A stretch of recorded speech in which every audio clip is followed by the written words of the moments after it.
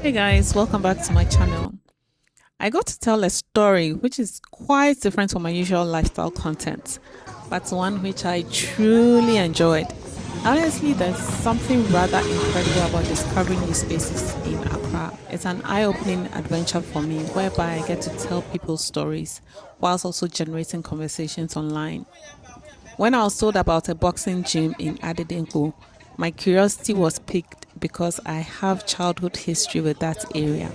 But that's a story for another day. I was so curious to learn more about the story behind Charles Quartey Boxing Foundation. So here we are today. Hey everyone, my name is Naoyo Quartey. Welcome to my channel. Today I'm doing something very different.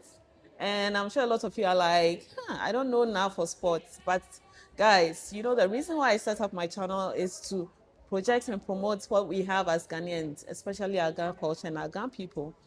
And today I'm here with a very special man. Lots of you might know him. If you love boxing, you've probably heard of his name. But I'll let him do the intro. But I am so excited. Like, seriously, I'm just excited to be here to see the amazing work that he is doing for the boxing industry. So, without much ado, I want Charles to introduce himself. Oh, fine. My name is Charles Quartey. Okay. I was born in this area, Abamomo. I started learning boxing at the age of 16 at Topashi Boxing Gym.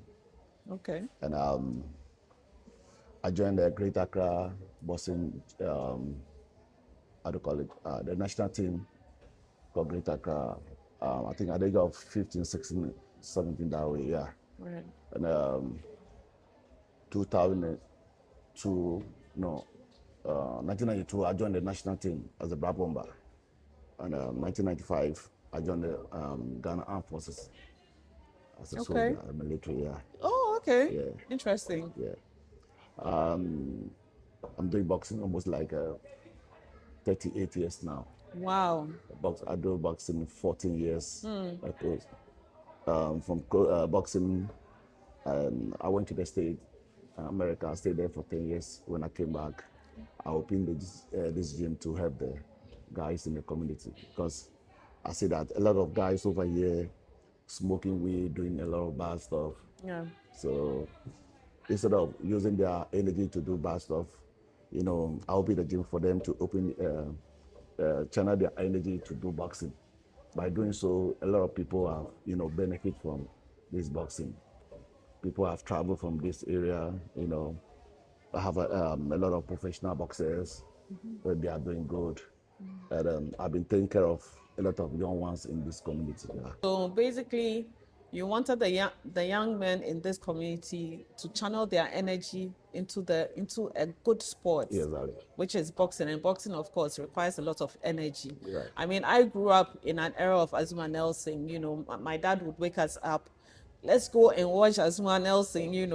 And who was he fighting against? Gomez, right? Yes. You see, I still remember, guys. And I love the whole how the sport can transform lives.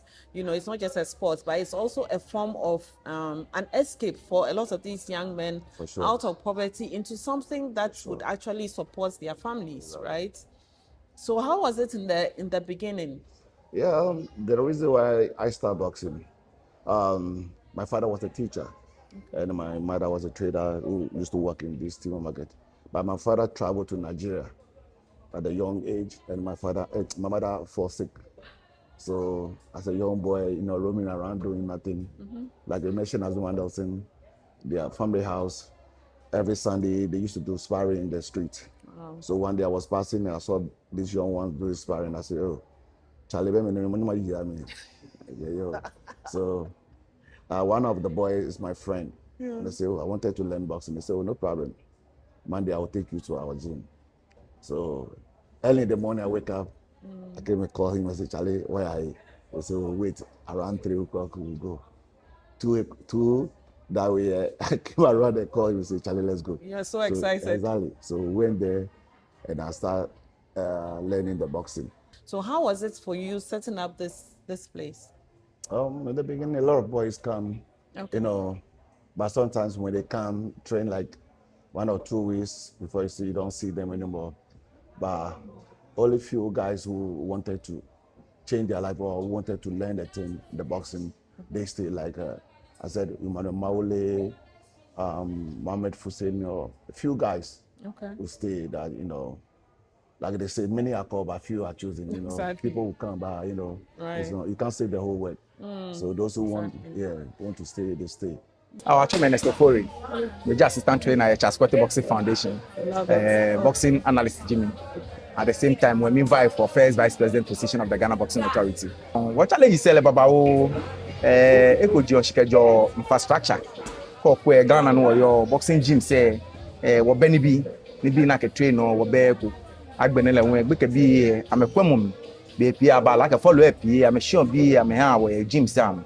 Or no gym and men work one, or no watch on boxing. I'm watch on follow it. We could be a quemo, uti, you on Agba. When I'm baffing my year, I'm a school yard. Can be a fair dinner about how she won't bow a modern ake or by any one of you know while by if you won't bow a modern sound. In the beginning, it was tough because no money, and I have to struggle to fund this gym. I used to do pig farming.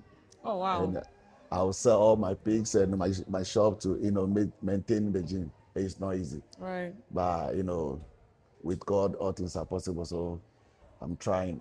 Boxing, we have the talent, but to grow the talent, that's our challenge, because the government I don't want to say that the government is not helping, but it's true. We need money, like the way they support Blaster.